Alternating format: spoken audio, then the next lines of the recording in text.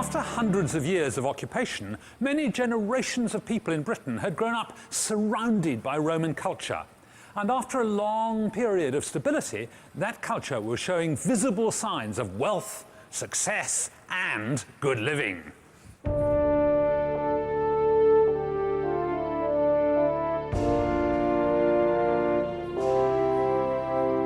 This fabulous mansion, Littlecote House, was built nearly 500 years ago by Sir Edward Darrell.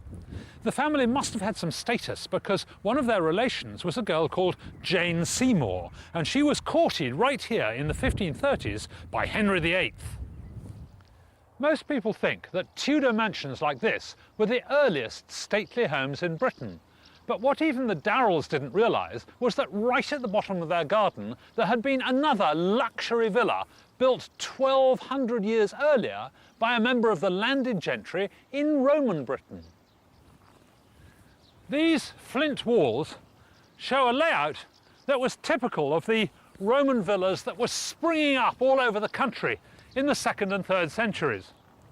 What amazes me is that in some respects this place was more advanced technologically than the Tudor mansion next door. We think it may have looked a bit like this. It's obviously a very substantial house, stone built, 2 floors with 3 in the turrets and probably a tiled roof. Now in the roof there would probably be in the servants' quarters and then up here somewhere bedrooms and so on. 1 floor down you can see these are the main reception rooms with wonderful mosaic floors, really beautiful, in at least 3 of the rooms. And the high-tech bit comes underneath those floors. Have a look at this.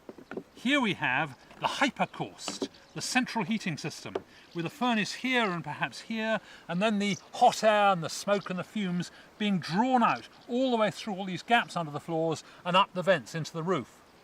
Every villa would have had its wonderful mosaic floors. Unfortunately, the ones in the main house have long gone, but down at the other end of the building, one of these wonderful floors survives. This fabulous mosaic was once the floor of a room that must have been devoted to ceremonials. I reckon the Romans must have come in here to pay tribute to their gods, the gods of good living. Now the chap in the middle of the circle there is Orpheus, the celebrated poet and musician.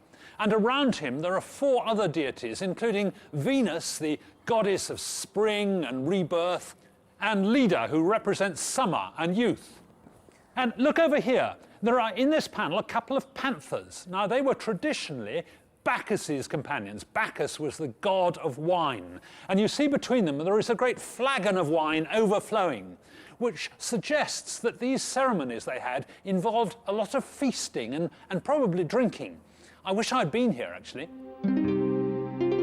Mosaics were the standard floor covering for the wealthy. At Fishbourne Palace, one of the most sumptuous residences in Europe, there was room after room of them, each with a different pattern, and some laid one on top of the other, like covering old lino with new. The most important design was usually in the middle of the room. We think this was the dining room. And you see here is Cupid riding on a dolphin carrying a toasting fork. And the mosaicist would work out from here towards the borders, and he'd probably leave his minions to do the less important bits, because if there were mistakes out there, they'd all get covered up by the furniture.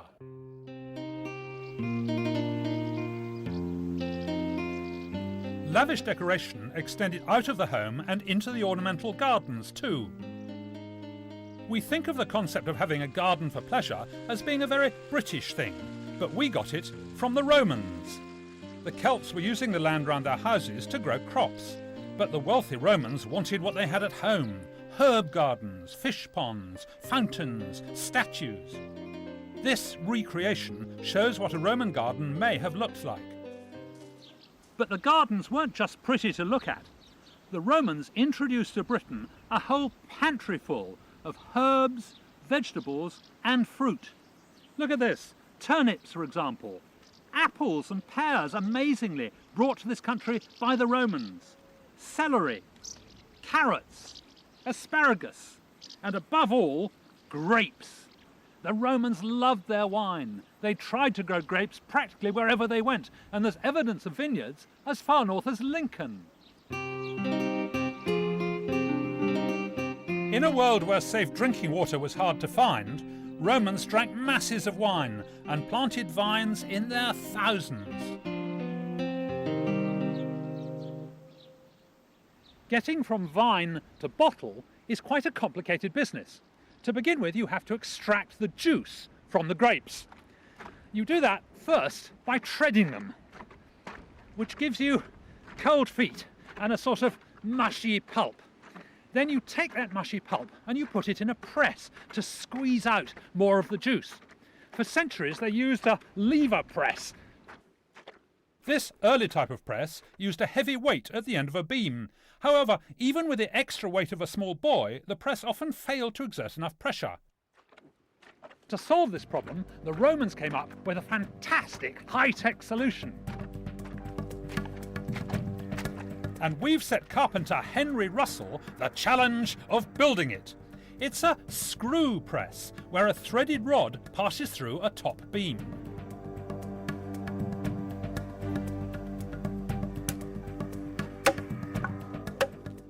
To tackle the construction, Henry's roped in his twin brother John. They're using only the traditional tools and techniques available to the Romans, rounding the oak timber using a simple lathe. Next, John begins work cutting out the internal thread.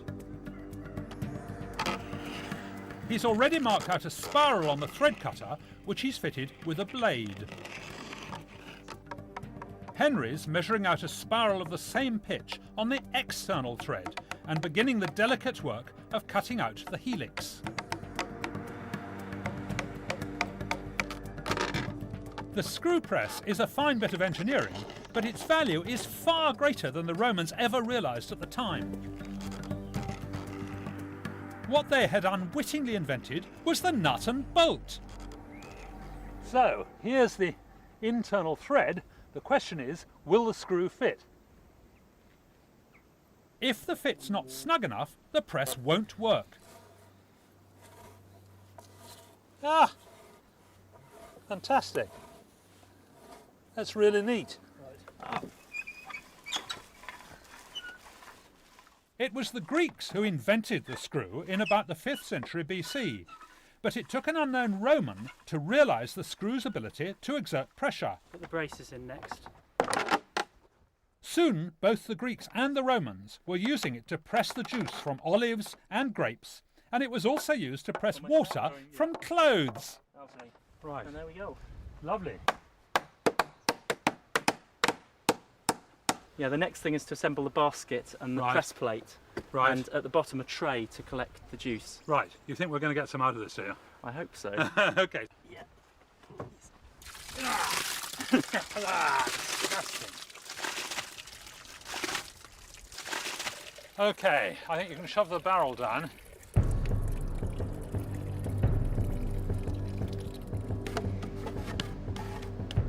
The windlass arms are slotted into position.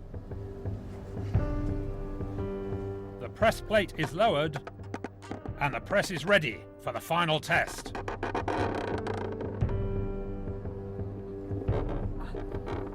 It's pressing. It certainly is. It's complaining a lot, isn't it? You bothered about going sideways? Yeah.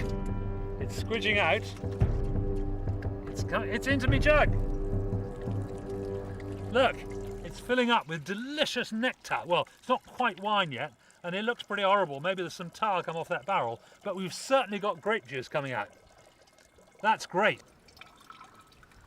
Probably more than anything else, what symbolised good living for the Romans was bathing. It wasn't just about washing, it was more a way of life. In bathhouses, they could meet friends, do business, exchange gossip, and of course, relax. This is the Great Pool at the bathing complex at Bath, or Aqua Sulis, as the Romans called it. Here, the Romans took bathing to the heights of luxury and sophistication. They took advantage of an existing natural hot spring, which was already a Celtic shrine, and converted it into a suite of baths with various different functions. These are the remains of a hot, steamy room, rather like a Turkish bath. And this is what's left of a hot, dry room, rather like a modern sauna. It's not surprising that the place where the water actually gushed out of the ground was regarded as a sacred place. Originally, it was dedicated to the Celtic goddess Sulis, but then the Romans came along with their goddess Minerva, and together they combined to create the super deity, Sulis Minerva. The baths are a masterpiece of hydraulic engineering. Today, most of the water's coming out in this single open channel. But 1800 years ago, there were pipes all over the place. Have a look, just here. This is an original Roman lead pipe. And if you look, it's got a wonderful seam along here where the edges have been rolled right over tightly. It looks to me as though they pumped the water along here at high pressure. When it emerged from the nozzle, it must have come with invigorating force, giving the people in this bath a terrific pummeling, which they couldn't have experienced again until the whirlpool bath was reinvented hundreds of years later. Of course, Bath was special because it was sitting on top of its own hot spring. But in many other places, the passion for bathing meant they had to bring the water from miles away, and often somewhere quite high up, well above the local river, for example. So how did the Romans get their water? Well, by applying their ingenuity to building some of the finest examples of Roman engineering, the aqueducts. Some of them were spectacular and even a little ostentatious, like the Pont du Gard at Nîmes in France.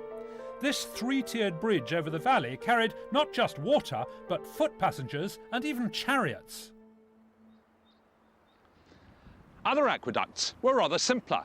This green path running between the buttercups along this terrace which the Romans cut out of the hillside marks the position of an aqueduct which snaked its way all along this valley to the military bathhouse in Dorchester. But where did they get their water from? Well, the nearest source was the River Frome, but that was much too low down to be any use. What they needed was a good supply of clean water well above the level of the camp. And what they eventually found was a stream 9 miles away.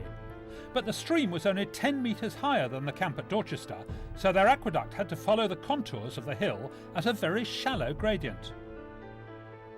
Archaeological evidence shows that the aqueduct was constructed of timber-lined channels dug into the hillside and covered over with removable lids topped by turf. It's been estimated that it could have supplied about 13 million gallons a day, more than enough to run several bathhouses and public fountains. This bathhouse is an exact copy of one at Chester's, a fort on Hadrian's Wall. It's the best preserved military bathhouse in Britain, and it was lavishly equipped. It follows the standard Roman system of cold, warm and hot rooms. And back at Wall's End, they've gone the whole hog with the furnace. But how did this extraordinary system work? Well, it's all down to that legendary Roman hypercaust. Right next to the hot room was a great big furnace, and the job of the slaves was to keep this furnace stoked up and blazing furiously. Now, the point of this fire was really twofold. First of all, it heated the water in a great big boiler on top, and that heated up the bath. But also, perhaps more important, if you look in the back there, you can see there's a long tunnel going away. That's where the smoke and the hot air go, and it goes into the hypercaust. And if you look very carefully on the left, you can just see the pili, the columns that are holding up the floor, and that's where all this heat is going to go. The hypercaust in this building is fully functional, but they've also built a separate section cut away so you can see how it works. And if you look down, you can see all the piles here, and you can see the flues where the hot air and smoke were drawn up the walls. So all the walls and the floor are wonderfully warm.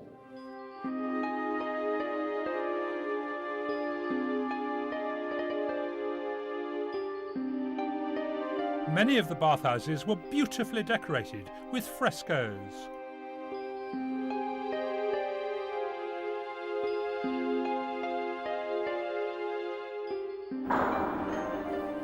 Oh, this has to be the frigid area, the cold plunge pool. They probably would have started in here with a brief dip. Well, I love the fish, but I'm not quite sure about the water. Oh, you wouldn't want to spend too long in there. Heated rooms led off cold ones, some with floors so hot you couldn't walk on them. And from there, there'd be a whole range of steam rooms, Turkish baths and saunas. Of course, one of the things you'd want to do in a bathhouse is get clean. But to get clean, the Romans didn't use soap. Instead, they used olive oil. And what they would do is to pour it on their skin, just like this, just a little bit, and then rub it in, so it would mix with all the sweat. They've got a nice sweat up now. And then they would take this thing, which is called a strigo, a metal scraper, and they would scrape it off like this. And what comes off is a mixture of all the olive oil and all the dirt that's been pushed out of the pores by the sweat. Now this gloop, if it came from athletes and gladiators, was highly prized by ladies who used to collect it and make it into a face pack to collect all that youth and vigour.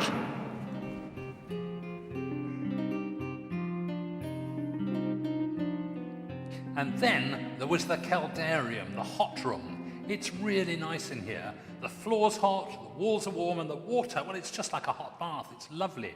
Imagine quite a lot of people in here all having a great time together. You could gamble, you could play board games with your friends. There were snacks like oysters and wine. It was a terrific place for relaxing after all the rigours of camp life. Sometimes we imagine that we invented bathing for pleasure, but the Romans had it all sussed 2,000 years ago. For the wealthy, an afternoon in the bathhouse would be followed by the main meal of the day, and I'm not one to break with tradition. Sally, hello. Hello, hi. What are you doing here? Food historian and chef Sally Granger has agreed to rustle up a Roman banquet for me. Sally's making a stuffing from pepper, coriander, pine kernels and fennel seeds, ground together in a mortarium, a bowl with grit fired into the surface of the clay, which makes short work of grinding spices. Right. The stuffing goes into kidneys, which are then treated to a rather unusual process. They're wrapped in pig's caul. That's the thin white membrane that holds the animal's guts in place. Oh, thanks. Yes, we've all got it. Right. This is the pigs. Right.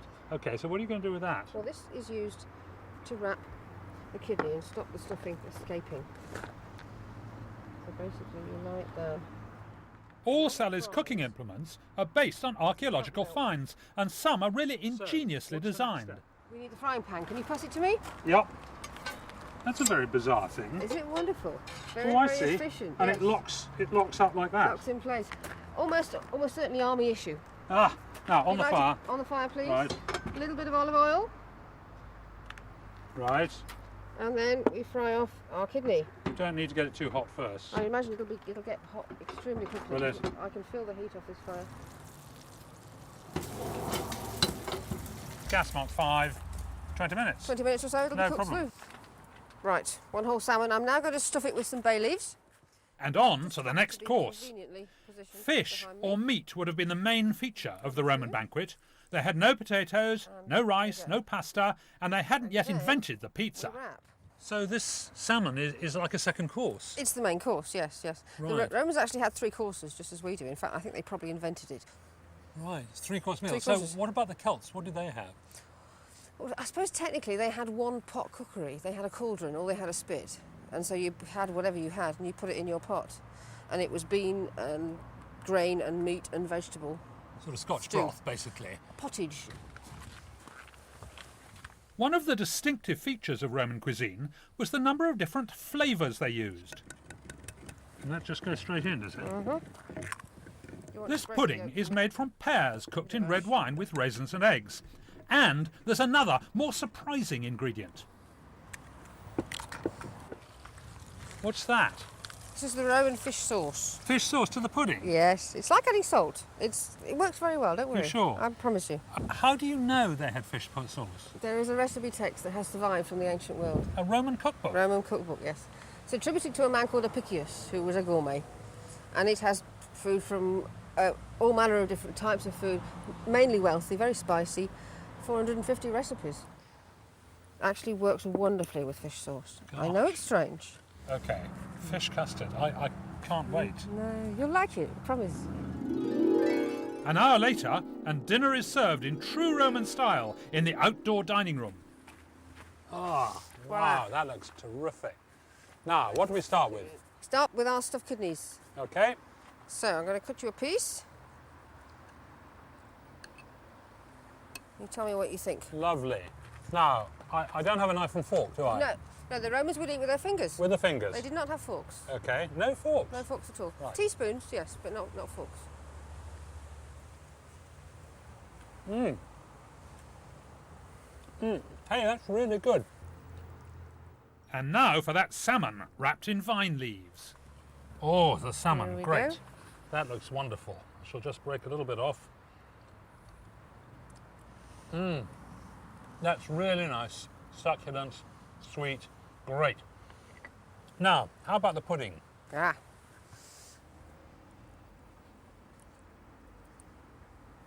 Now, this is the custard with fish sauce, which I'm a bit dubious about.